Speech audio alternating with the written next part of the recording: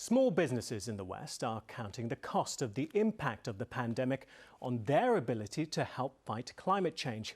A new survey of nearly 500 companies here found 70% agreed that cutting climate emissions is a priority, but only 46% have actually taken significant action. Many say while they're keen to make changes, COVID has put a huge strain on their finances.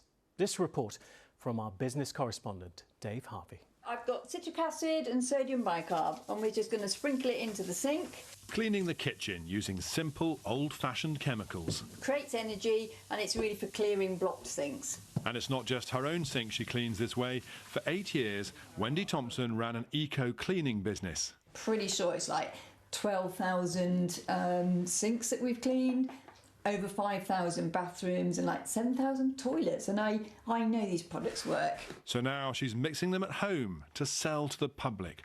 This will be an eco-laundry powder. At the moment, Wendy sells them through her local zero-waste store in Nailsworth. The washing powder we sold out quite quickly, so yeah, hopefully it will go really well. Yeah. It's a small start and she wants to grow this business. Crucially, she needs an electric van to offer low-carbon home delivery. Things were looking good with the promise of a £6,000 government grant. Back at the start of the year, that was what I was planning to do, but I got a bit of a shock to find out that the grant had been reduced. They keep coming out with these grants and stuff, but it never really applies to such a small business as myself at the real beginning stages of growing. But if I was able to grow my business, it would have a great impact on reducing our carbon footprints. 10 years ago, if you thought of an eco-business, it was probably a place like this, small and very, very passionate. But these days, according to this survey, cutting carbon is on almost every business's agenda.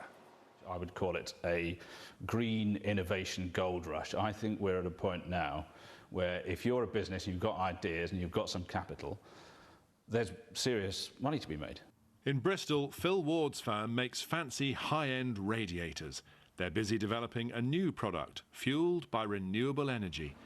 And he was about to install a solar system to power his own factory until COVID hit. COVID came along and instead of investing, we had to borrow lots of money to get us over the hurdle of COVID. COVID has had a huge impact on our ability to reduce our carbon emissions in the time that we would like to be able to do that. Of course we're going to do it, that's the mission, but the speed at which we can do it has been impacted by COVID, there's no doubt about that. But while COVID debts delay action, climate change is happening.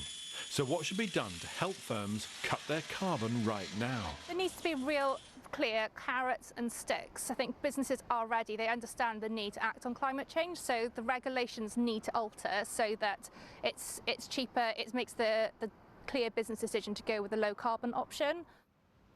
Dave Harvey, BBC Points West in Bristol.